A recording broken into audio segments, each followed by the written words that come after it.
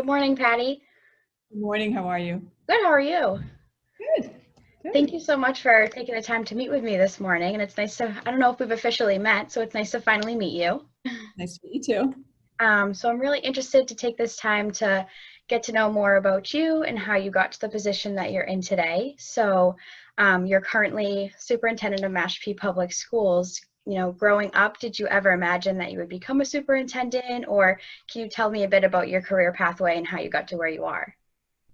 Sure, I absolutely never envisioned being a superintendent as a child. I'm sure I didn't even know what that position was. True. Um, I don't remember having a strong, plan to go into education, although I remember playing school a lot as a child. And I Mhm. remember in high school being part of the Future Teachers of America Club.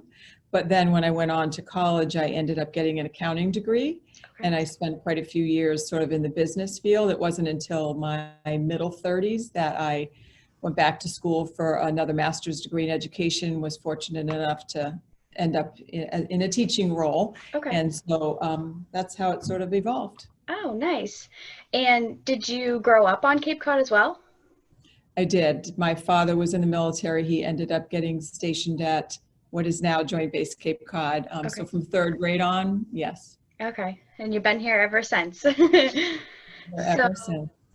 as a female superintendent, do you view yourself as a role model for other young women, not only in your district, but in the Connecting Activities program as well? Oh, absolutely. And, it's not just as a role model for women, it's also for any young person. I always talk about the fact that, when you choose to be in education, you're sort of putting yourself at a higher level in terms of what is expected of you and sort of how you should live your life in order to sort of guide those who are following behind. Hmm. But I do acknowledge and greatly value being in this position. And I know that there's several Cape Cod superintendents who are currently female, and we do have sort of a subgroup. We Hmm. get together to support each other. So definitely, if I can inspire any young girls to choose to be any type of a leadership role, I will absolutely support that. That's great. And also, so I understand that Mashpee Public Schools collaborates with many community partners. So can you tell me why you feel that community partnerships are so important? Absolutely. So when we, a few years back, probably about 4, was where we ended up developing our tagline for Mashpee, which is a connected community. Hmm. And so for me, it really means being able to reach the resources that are beyond just our parents and our families. Hmm. And so many wonderful things happen in our schools every day, and wanting to make sure that people in the community and beyond can fully experience that. Because I feel, fortunate to work with children, but if you don't have children in your life and really get to experience and share what they're seeing through their eyes, you miss a lot about enriching your own life. So when we say connected community, it's important to all work together to provide sort of that best upbringing as we can for our children. Well, that's great. I love that. And also, I understand that Mashpee High has one of the larger connecting activity programs. So what do you think you can attribute that to? Well, I think, we have a really strong leadership team here in Mashpee. I'm just one of this small group, and we have outside of the box thinkers in our district, and we support that. And I think from at a teacher level or student level or sort of middle management level, when ideas come to us, we sort of run with them. We have the people and the passion that are willing to sort of explore new opportunities for our students. So I think that's really why we're successful, is we have a really strong team approach and people who are willing to sort of take a risk and be the first one to lead. So it's Hmm. great. Hmm. And kind of continuing on the creative team that you have in Mashpee, I had the opportunity to interview Amanda Howe during STEM Week, and that was a fantastic interview. I don't know if you know, but I was actually a student of hers when she was in Plymouth, so that was Mhm. really cool to reconnect with her, and I really saw how she's grown as an educator, and her sincere collaboration efforts are just like amazing. So do you think that how she has helped to educate and motivate many students at a higher level, No, absolutely. Okay. And not only does she sort of, inspire and raise the bar Hmm. or level of achievement for our students, she does that for her colleagues as well. We all have learned a great deal from her. And I remember when she first came and her twins were very young, they were like in a stroller, but she is such a go-getter, like we talk about hashtag 212, the extra degree in our district, and that was the book that we gave our graduates. But she is an exemplary role model of that. She just does whatever it takes to make sure new opportunities come to students, enriching opportunities. She's created some very sort of distant connections for our students in other countries and with individuals all over the world that really has been a way to open our eyes to possibilities and to learn more from others as well as from ourselves. Yes, yes. And also, given the uncircumstances we're kind of in right now, we've all had to kind of pivot our lives according to the current healthcare pandemic. So, I know Mashpee Public Schools has been very successful in doing so, as you were the first to release your reopening plans. So can you just touch upon how you've managed to be so successful in managing these challenging times?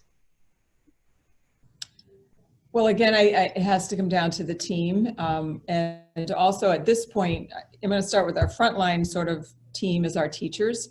And it's been extremely outside the box for them, not their comfort zone.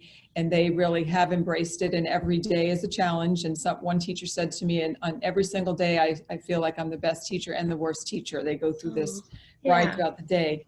And so acknowledging that piece, but going into the year, we did a lot of work over sort of the June through late August in terms of trying to think of scenarios and planning and putting pieces in place. And I just have to give credit to sort of the district leadership team. It's a small team of our 3 principals, myself, our special education director, and our technology team, and even our food services director, Gus Stickley. So really, and we spent a lot of many hours together. And sometimes it was just sort of problem solving and landing in a place we never thought we would land from where we started. So it's attention to detail and just teamwork. Okay. And so it seems as though as a team, this whole entire tough time that we're going through has been exceedingly stressful in a way. So what do you do to promote self-care? Well, we do, in terms of the team and the whole district, we are very focused on our staff's health and wellness. For example, we have 2 professional development days coming up during the week of Thanksgiving. And those are days that the teacher can choose to spend however they like in their classroom. So there's no prescribed to-do list. And it's really a time to like catch your breath, reflect back on what you've done well so far, what you'd like to do differently, look forward to see, getting yourself to the Christmas break, that kind of thing. Just time to sort of breathe and reflect. We do try to drill home about putting yourself first, always taking a time every day to find some time for your own personal health and well-being. So, we're doing the best we can, and we do acknowledge that it is, it's a demanding time, but we also have looked back at all of the different practices we've put in place, and some things we like, and we're like, so this whole experience is probably going to create definitely sort of a new version of public school, but there are things that we will be happy to get rid of, but there'll be things that will definitely probably change our practices moving forward. So. Oh, that's great. And it seems as though everything's a collaboration and everything's a team, so we all kind of need that support nowadays. So did you ever have a mentor, or do you still have a mentor? And if so, who is it and how have they impacted you? I think I've had a few over time. I've been in Mashpee. I think this is going to be my 26th year. And prior to coming on board, I spent a year substitute teaching and in various towns on the Cape. So this goes way back. But that particular year of subbing, there was a principal at the time, Nick Feldman. He was at the Coombs School. And I used to say to him as a substitute that it felt very different for me in Mashpee. And a lot of it had to do with him because he was very much focused on relationship building. You felt valued around him. He would walk you to the room, just the littlest gestures and conversations. And so that sort of has instilled it was really imprinted on me. So relationship building is a key to everything. We talk about that all the time with teachers, that students aren't going to learn unless you have established that relationship of trust and respect and all of that with them. So he in terms of a professional influence on me has been the strongest, and I've carried him with me. He no longer is with us in terms, I mean, he passed away a few years back, but at sort of a young age, and but he's with me all the time. That's amazing. That's amazing. Great guy. So as our closing question today, I would like to know one piece of advice that you would give to a young student who is entering education. So they're entering the field of education? Yes, if they are interested in going to school for early ed, higher ed, just any piece of advice you could give to them. Well, I would tell them that they are making the very best decision they can make. Having been in the business world, and not to say anything, bad about that, but when you spend your day really being able to influence and impact the future generation, it is just the most rewarding work. And being around kids, whether the youngest kids or the oldest kids, they always surprise me. They say the cutest things sometimes. And so what I would say to anyone choosing to go into education is that I highly recommend it. It's a challenging role, and you have a lot of ups and downs, and you're going to see things or want to try to help students beyond just their academics, and sometimes you can't always do that. True. But you will, if you choose that career, you will have spent your life in a very rewarding way and making a difference in our world. That's great. I love that.